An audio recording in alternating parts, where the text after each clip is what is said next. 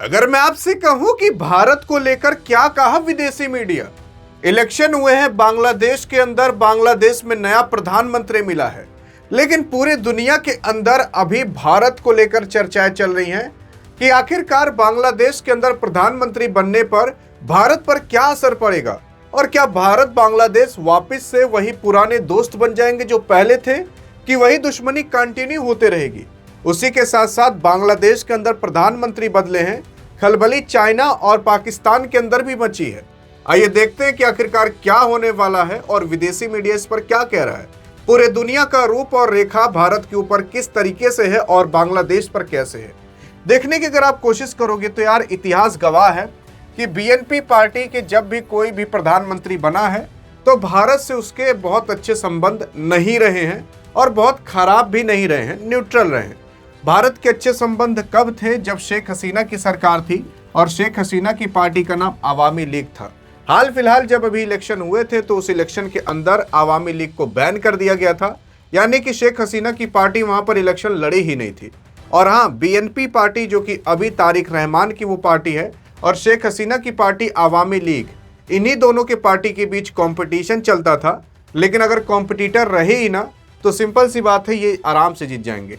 अरे जैसे भारत के अंदर कांग्रेस और बीजेपी हैं कॉम्पिटिटर सबसे तगड़ी, मान लेते हैं कांग्रेस हट जाती है तो बीजेपी भाई साहब हर जगह अपना गढ़ बना लेगी और हर जगह वही जीतेगी।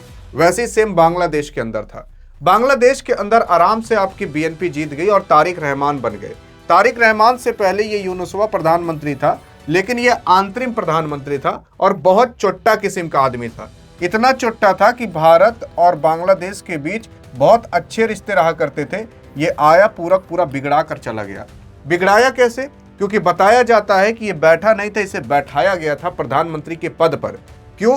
क्योंकि अगर आप यहाँ पर मैप देखने की कोशिश करोगे तो ये भारत का मैप है और भारत के इधर बीच में देखोगे तो बांग्लादेश है। बांग्लादेश ऐसा देश है जो कि भारत से लगभग ओर से घिरा हुआ है। लगभग 94% की जो अपनी सीमा है वो भारत के साथ साझा करता है। लगभग 4367 किलोमीटर की सीमा भारत के साथ साझा करता है। थोड़ी बहुत म्यांमार के साथ करता है। भारत के वेस्ट बंगाल, मेघालय, आसाम, त्रिपुरा, मिजोरम के साथ बांग्लादेश अपनी सीमा साझा करता है। और इतना घिरा होने के बावजूद भी इसने भारत के साथ दुश्मनी ले ली। उसी के साथ साथ बांग्लादेश के अंदर टोटल 17.6 करोड़ लोग रहते हैं, जिसमें से केवल और केवल 1.3 करोड़ लोग ही वहां पर हिंदू हैं। और हिंदुओं पर अत्याचार बांग्लादेश के अंदर हो रहा था और इसलिए हो रहा था ताकि भारत को मैसेज दिया जा सके कि देखो दुश्मनी तुमसे की जा रही है। ये जो बांग्लादेश की अभी पॉपुलेशन 17.6 करोड़ है, एग्जैक्ट थोड़ा बहुत पॉइंट में ऊपर नीचे हो सकता है, लेकिन 17 करोड़ ही है अभी। 8वीं सबसे बड़ी पॉपुलेशन है पूरे दुनिया के अंदर। पूरे दुनिया में तो भारत की सबसे पहले है, फिर उसके बाद चाइना की है, फिर उसके बाद अन्य देश आते हैं, यूएस और बाकी अन्य देश, लेकिन 8वें नंबर पर बांग्लादेश आता है। बांग्लादेश से भी ऊपर पाकिस्तान आता है, पाकिस्तान में भी बहुत जनसंख्या है। लेकिन बहरहाल अगर आप देखने की कोशिश करोगे तो ये डाटा मैंने आपको क्यों बताया, क्योंकि इसी डाटा को ही लेकर आगे चर्चाएं की गई हैं, लोग बताए हैं, विदेशी मीडिया बताए। आप देखोगे तो यहाँ पर जब यूनुस प्रधानमंत्री बना था, अंतरिम प्रधानमंत्री, तो इसने चाइना के साथ संबंध अच्छे कर लिए थे, पाकिस्तान के साथ संबंध अच्छे कर लिए थे। लेकिन यूनुस जो था उससे पहले शेख हसीना की सरकार थी, यानी कि आवामी लीग की। 5 बार ये प्रधानमंत्री बन चुकी थी शेख हसीना। इतनी तगड़ी प्रधानमंत्री वहां की मानी जाती थी ये। शेख हसीना की पार्टी का नाम आवामी लीग था, आराम से ये जीत जाती थी। लेकिन जब ये रहा करती थी ना तब भारत के साथ बहुत अच्छे संबंध थे। यहां तक कि आप देख सकते हो कि जो बांग्लादेश है ना, यहाँ पर एक सेंट मार्टिन आइलैंड करके है जो कि बांग्लादेश का आइलैंड माना जाता है। अमेरिका कह रहा था कि बांग्लादेश यही आइलैंड दे देते यार हमें, तो हम अपना यहाँ पर कुछ सैनिक वैनिक बैठा देते ताकि भारत पर कंट्रोल कर सके, यहाँ से तुम पर कंट्रोल कर सके, म्यांमार पर कंट्रोल कर सके और इधर से चाइना, भूटान पर भी नजर रख सकते। लेकिन बांग्लादेश से भारत ने कहा कि मत देना, नहीं तो तुम्हें भी नुकसान होगा, हमें भी नुकसान होगा। कहीं कुछ ट्रेड करेंगे या कुछ और करेंगे तो हमेशा रुकावट डालेगा। तो भारत के कहने पर शेख हसीना ने अमेरिका को ठुकरा दिया था। फिर अमेरिका को पता चल जा चुका था कि बांग्लादेश जब तक भारत है तब तक हमारे मतलब हाथ में नहीं आने वाला। अमेरिका को ऐसा लग रहा था और पाकिस्तान को भी लग रहा था कि भैया पाकिस्तान बांग्लादेश को कंट्रोल नहीं कर सकता जब तक शेख हसीना है। चाइना को भी लग रहा था कि कंट्रोल नहीं किया जा सकता क्योंकि तब भारत के ही पक्ष में बांग्लादेश झुका रहता था। तो चाइना, पाकिस्तान, अमेरिका, ऐसा कहा जाता है कि ये तीनों लोग मिले और वहां पर सत्ता परिवर्तन करा दिए, शेख हसीना को हटवा दिए। 2024 के अंदर जब ये इलेक्शन जीती थी तो उसके बाद काफी अच्छा काम करी थी। अरे तभी तो 5 बार प्रधानमंत्री ऐसी कोई नहीं बन जाता। दूसरी चीज, ये अभी तक प्रधानमंत्री रहती, लेकिन इनको जबरदस्ती हटवा दिया गया, दंगे फसाद करवाकर। लगभग उस टाइम जब दंगे फसाद हुए तो 1400 लोग मारे गए थे और ऐसा कहा जाता है कि इन्हीं के ऊपर इल्जाम लगा दिया गया। 25,000 तक लोग घायल हुए थे, जिसकी वजह से लोग इनसे गुस्सा हो गए और इनको मारने के लिए उतर आए। तब भारत ने कहा कि आपको मारने के लिए आ रहे हैं। भारत के वहां पर एजेंट और भारत के लोग मतलब बताने वाले थे और फिर इनको तुरंत बचाया जा सका। और भारत के अंदर अभी तक है, 18 महीने बीत चुके थे, अभी तक शेख हसीना भारत के अंदर है। हमेशा अलग अलग जगह पर भारत रखता है, बताता नहीं कहां पर रखा गया है। दूसरी चीज, तब उसके बाद यूनुस को इमरजेंसी कंडीशन यानी कि अंतरिम सरकार इसको दी गई, अंतरिम प्रधानमंत्री बीच में बनाया गया। 18 महीने बाद जाकर कहीं इलेक्शन हुआ और 18 महीने बाद कोई इलेक्टेड वहां पर प्रधानमंत्री बांग्लादेश को मिला है। ये पूरा का पूरा अभी तक का इतिहास था। ये सारी चीजें मैंने आपको इसलिए बताई ताकि आगे यही सब तो कहें वो लोग, तभी आप समझ पाओगे कि आखिरकार विदेशी मीडिया क्या कहा है। अब देखने की कोशिश करोगे तो हम ब्लूमबर्ग जो अमेरिकी मीडिया के एक आउटलेट के माध्यम से समझने की कोशिश करेंगे कि ब्लूमबर्ग क्या कहा है, क्योंकि अमेरिका रिपोर्टर है वो।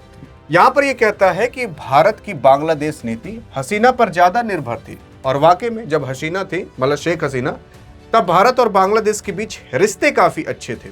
और यार यहाँ तक ये भी बात हो रही थी ना कि भारत और बांग्लादेश, ये देख सकते हो कि भारत तो ये भी कह रहा था कि यहाँ से जो भारत का चिकन नेक है, जो कि चिकन नेक ये कहा जाता है, चिकन नेक मैं आपको दिखा देता हूँ, ये वाला चिकन नेक, यहाँ पर जो छोटा सा एरिया है, यही तो डॉट यहाँ से यहाँ पूरा 7 सिस्टर को भारत को कनेक्ट करता है। तो कहा जा रहा था, भारत कह रहा था बांग्लादेश से कि यहाँ से एक ठो रोड बना दी जाए। कहाँ से? जब शेख हसीना थी तब ऐसा कहा जा रहा था, ये प्रस्ताव पास किया जा रहा था यहाँ से, बांग्लादेश के बीच से। और वो रोड से तब भारत डायरेक्टली यहाँ से यहाँ पर जा पाता। मेघालय की सरकार कह रही थी, केंद्र सरकार से और भी अन्य प्रदेश की सरकार कह रही थी। मेघालय की सरकार तो भारत सरकार से गुस्सा भी गई थी, कह रही थी कि एक काम कर रहे वो भी तुम नहीं कर पा रहे। तो भारत इस वजह से इसको करना पड़ रहा था। शेख हसीना थी तो हो सकता था, लेकिन यूनुसवा थोड़ी ना सुनेगा कि भैया बांग्लादेश के अंदर से भारत की कोई रोड जाए। लेकिन बहरहाल अब जो हो चुका है हो चुका। पहले मतलब इतने अच्छे रिश्ते थे, वही मैं आपको बताना चाहता हूँ। लेकिन वही आगे देखने की कोशिश करें तो भारत की बांग्लादेश नीति हसीना पर ज्यादा निर्भर थी, जो अब तक गंभीर रणनीति भूल के रूप में देखी जा रही है। सुरक्षा और व्यापार में घनिष्ठ सहयोग के बदले भारत ने लोकतंत्र से जुड़ी चिंताओं को अपेक्षाकृत कम महत्व दिया है। हसीना की भारत में निरंतर उपस्थिति ने कूटनीतिक और उसी के साथ साथ संबंधों को और जटिल बनाया है। इसका मतलब यह है कि जब शेख हसीना भारत भाग कर आई थी 2024 के अगस्त में, तब से लेकर अभी तक भारत और बांग्लादेश के बीच जो रिश्ते थे वो अच्छे नहीं हुए हैं, थोड़े खराब ही हुए हैं। और जैसे जैसे भारत निरंतर बांग्लादेश की जो प्रधानमंत्री थी शेख हसीना को भारत के अंदर रख रहा है, तब से और रिश्ते खराब हो ही रहे हैं। और बांग्लादेश के नेता तो अब ये भी कह रहे हैं कि हम कैसे भी करके, कुछ भी करके बांग्लादेश के अंदर शेख हसीना को बुला लेंगे। और शेख हसीना को मैं आपको बता देना चाहता हूं, शेख हसीना को बांग्लादेश की जो सरकार है और बांग्लादेश की जो कोर्ट है, उसने फांसी की सजा भी सुना दी है और इसी वजह से बुलाया जा रहा है। मतलब अगर गई शेख हसीना तो सूली पर चढ़ना उनका तय है। फिर उसके बाद बांग्लादेश में विशेषकर उन युवा प्रदर्शनकारियों के बीच जिन्होंने उनकी सरकार को हटाया, इस विषय पर तीखी आलोचना देखी गई है। बीएनपी जो अगली सरकार की नेतृत्व करने जा रही है, ना तो स्पष्ट रूप से भारत की विरोधी है, ना तो वो खुलेआम चीन की समर्थक है। उनकी विदेश नीति भारत के इधर इर्द गिर्द केंद्रित नहीं है और उनके संकेत दिया है कि किसी भी पड़ोसी को विशेषाधिकार प्राप्त दर्जा नहीं दिया जाएगा। और उसी के साथ साथ इन्होंने कहा है कि इनके बजाय वह अपने युवा मतदाताओं के हितों को प्राथमिकता देगी। सिंपल से कहना है बांग्लादेश का कि जो पहले हुआ करता था कि भारत के साथ बहुत अच्छे रिश्ते, चाइना के साथ बहुत अच्छे रिश्ते, अब बांग्लादेश वो ढंग से नहीं करेगा। असल में बांग्लादेश न्यूट्रल रहेगा, ना तो ज़्यादातर चीन की ओर झुकेगा, ना ज़्यादा भारत की ओर झुकेगा। मतलब दोनों तरफ वो न्यूट्रल रहेगा, जिस तरह और काम बन जाए उसी ओर जाएगा। फिर उसके बाद द गार्डियन ब्रिटिश की अखबारों के मुताबिक माने तो इनका कहना है कि बांग्लादेश की नई सरकार के सामने सबसे बड़ी भू राजनीतिक चुनौती में से एक अपने पड़ोसी भारत के साथ संबंध को बहाल करना होगा। हसीना के शासन में भारत बांग्लादेश का सबसे करीबी सहयोगी था, लेकिन उसके बाद अगर देखने की कोशिश करोगे तो उसकी सरकार के गिरने के बाद संबंध बुरी तरीके से बिगड़ गए हैं। और हाल ही में महीने में खुलकर कुछ ऐसा हुआ कि भैया दोनों एक दूसरे के शत्रु हो गए थे।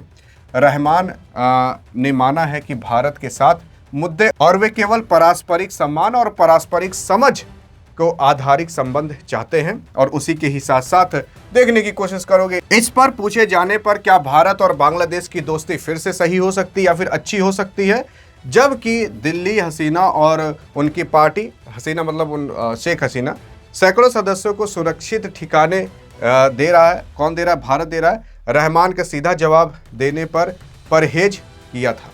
मतलब अगर जब ये तारिक रहमान से पूछा गया था तो सीधे जवाब देने पर उन्होंने परहेज किया था कि भारत और क्या बांग्लादेश के बीच अच्छे रिश्ते हो सकते हैं। शेख हसीना के बारे में जब पूछा गया था तब भी उन्होंने थोड़ा हिचकिचाया था, ढंग से जवाब नहीं दिया था।